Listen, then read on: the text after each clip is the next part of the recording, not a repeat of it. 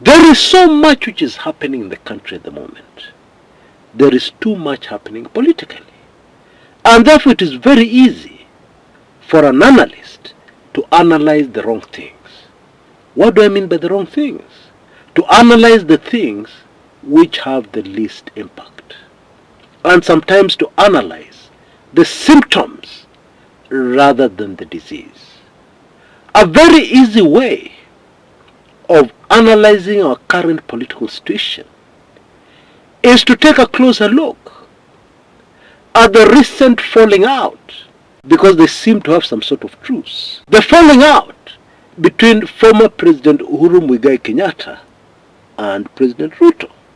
Former President Uhuru Kenyatta's recent speech urging the youths to wake up really rubbed the Ruto people the wrong way. And indeed a lot of Ruto supporters have thrown barbs back at Uhuru Kenyatta.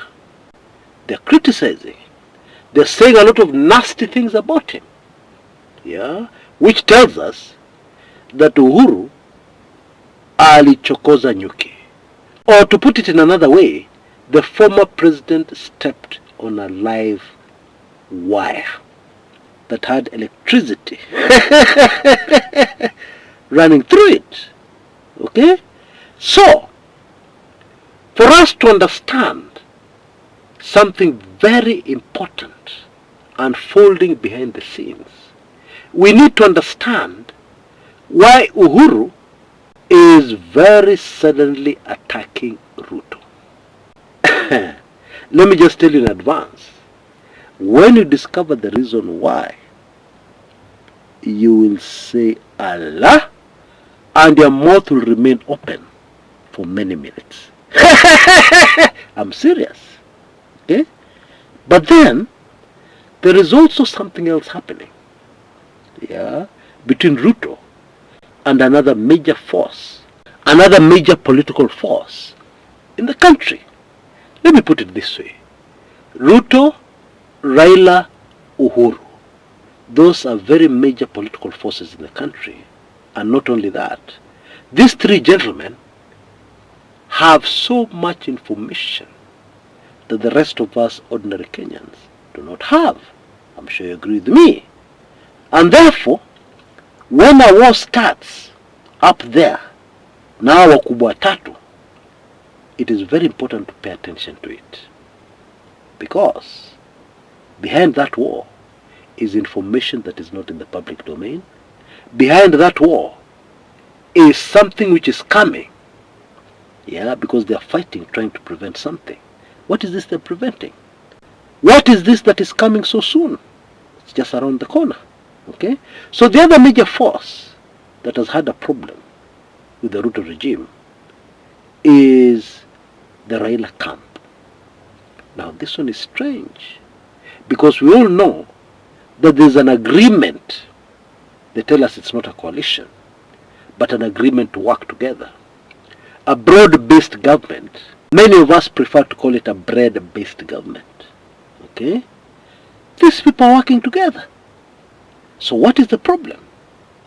In recent times, those close to Ruto have been very jittery about the Raila camp. And it is clear what their fear is. Their fear is that Raila atawaruka. Okay? Maybe the most telling speech was a speech given by former Uasin Gishu governor, Jackson Mandago, recently. And he said, and I quote, hii mambo ya kusema, mmetupatia ng'ombe, lakini mtarudi mtakuja kuichukua. Hatutaki hiyo maneno. Mukijaribu, mambo itakuwa mbaya. Ni kama kutoa nyama kwa mdomo ya simba. Si unajua sisi ni wafugaji, the Kalenjin community. To be clear, let us understand a few very obvious things. Ruto and his chaps are feeling very vulnerable right now. And I think that one is obvious. The developments in the country, the shaky regime, they're feeling very vulnerable. Our just settle. If you can imagine an individual inside their house at night, they're looking out of the window every few seconds. Okay, somebody coughs in the neighborhood, they've rushed to the window and they're sweating and their heart is beating. That is exactly the situation. They feel very vulnerable. Okay? And on the other side, on the Raila side, Raila has unleashed his troops to defend Ruto at all costs, even to defend him with words that don't make sense. Like Peter Kaluma suggesting that the BBC should be banned from Kenya and their licenses revoked. Why? Because of their recent, very beautiful, very well done, very professional documentary titled Blood Parliament, which is based on the events of June 25th, 2024, when our security boys murdered Kenyans. In fact, very young Kenyans. They murdered our children, our kids. That is really what it is. And ODM foot soldiers have joined their UDA counterparts, in the chorus that something must be done against the BBC. Indeed, it is super fascinating that the BBC had to cancel a screening of that beautiful documentary that had been scheduled, somewhere in Nairobi, and was supposed to be followed by a panel discussion. The government put pressure until the BBC had no other option but to cancel it. Don't these people ever learn? Because when you behave like that, what are you telling Kenyans? You're telling Kenyans it must be true. You're nervous with that information because it is true. Okay? ICC bound. Somebody must be charged. People may file civil cases, etc., etc. The government seems to be terrified. That's the right expression.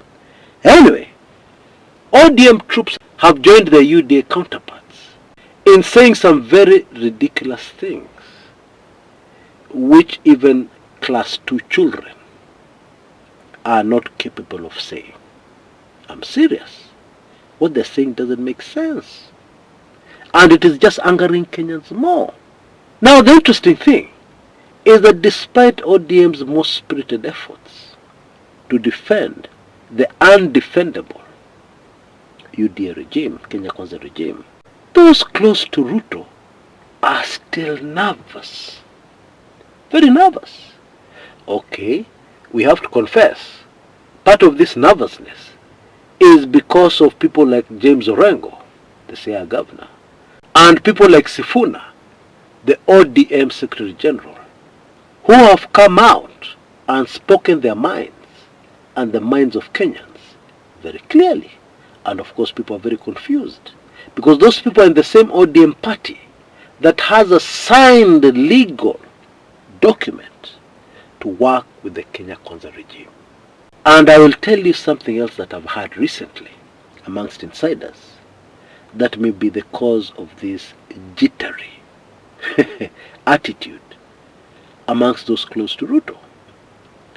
People are saying that somebody like James Orengo and even Sifuna can never speak how they've spoken without first consulting Raila Odinga and being allowed to do so. In other words, Raila has sanctioned ODM to speak in 2 different voices. Okay? That's what people are saying. Be as it may, the fear in the Kenya Kwanza government of being abandoned by ODM is very real. Oh, it is so, so real. And now, let us tie it all in together so that we understand what is happening here. Okay? Now, why would former President Uhuru Kenyatta suddenly break his truce with Ruto and come out very strongly and speak very strongly?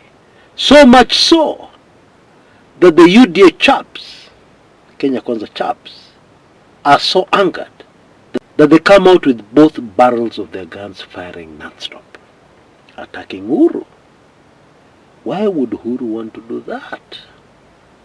Okay. We know where the country is headed.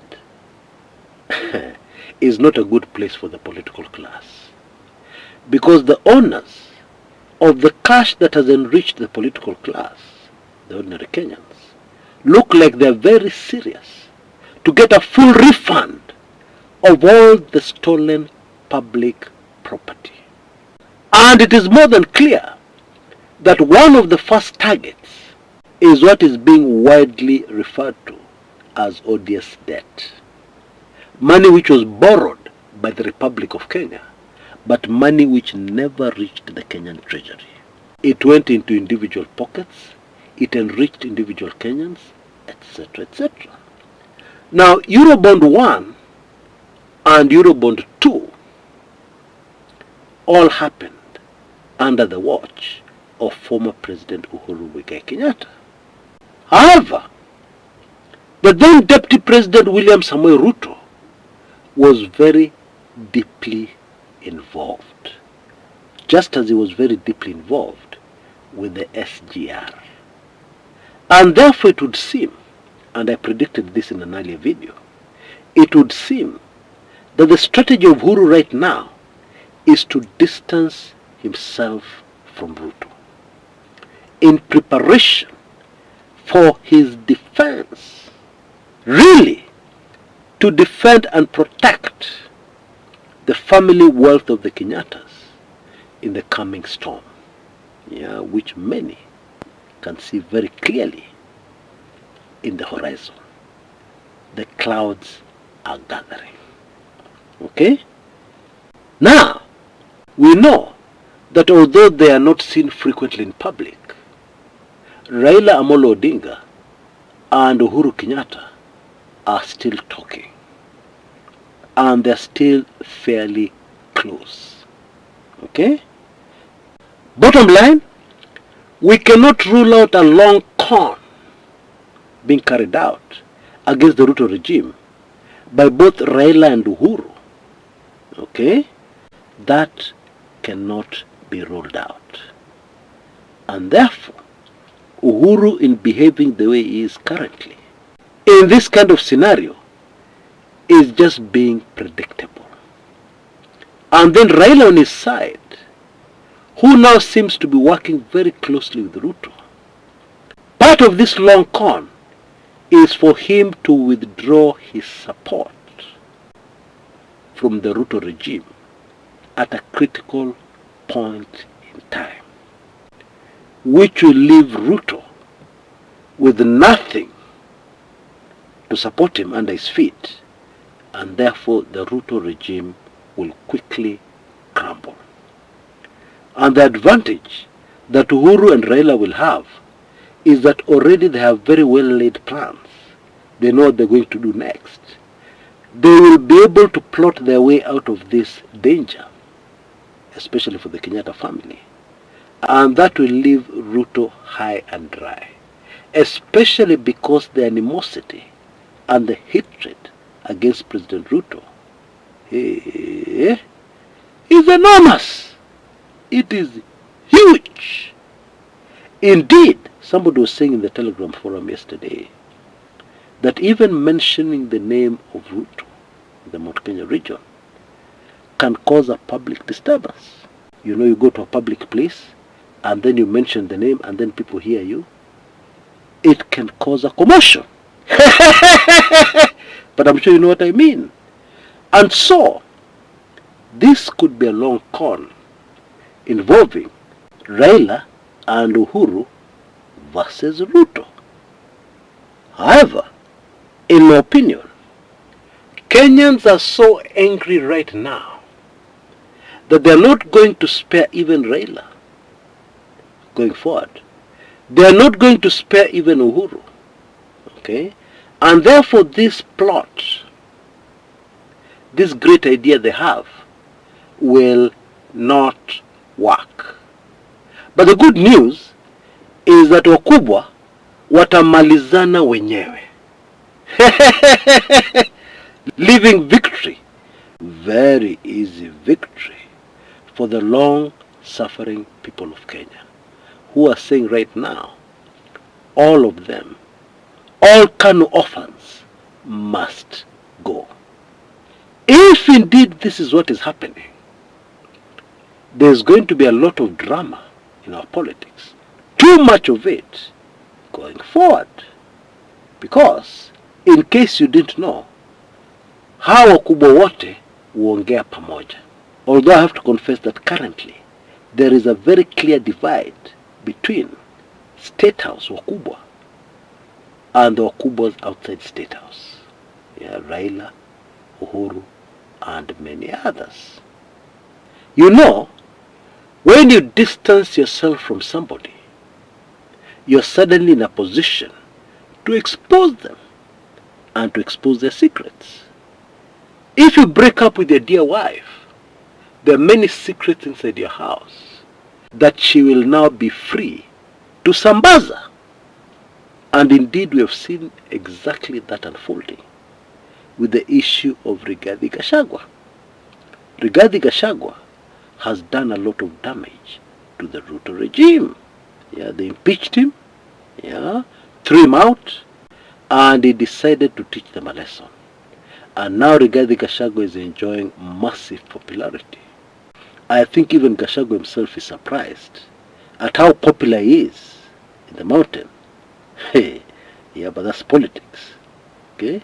And so in the same vein, Uhuru Kenyatta, distancing himself from Ruto, will put him in a position to expose and reveal a lot of secrets that he may not have been able to reveal before about Ruto.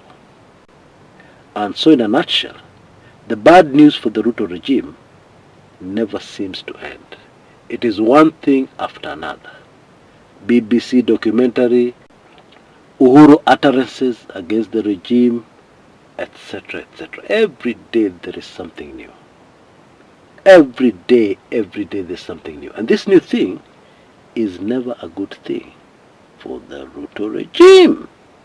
And so the big question here is, how long will the center hold? How long? Well, it's pretty clear. Not very long. Not much longer. Anyway, let's wait and see what happens. Let us carefully follow the politics and carefully follow the moves of these wakubas, President Ruto, Raila Odinga, and Huru. Because there is a story there. A very big story. Now, very quickly before I go, once again, thank you so much for those who have already sent in their birthday gifts for the 20th anniversary of the Kumekucha brand. Asanteni sana, and may the Most High bless you abundantly. Of course, there is also an opportunity for you to win a very valuable gift. Yes, I'm also giving away something. Yeah. On the 6th of May, I will announce 20 lucky people who will have a golden pass into anything Kumekucha. That means you don't pay for anything, past, present, and future. That is Kumekucha. All you have to do is to ensure that when you send in your birthday gift, you also text me your email address. I believe you have been seeing details in front of your screens on exactly what to do. There is an M-Pesa number there, and even PayPal email that you can use and send in your gift, even as I continue to celebrate this very major landmark of 20 great years of the Kumekucha brand. Until next time, this is Chris Kumekucha.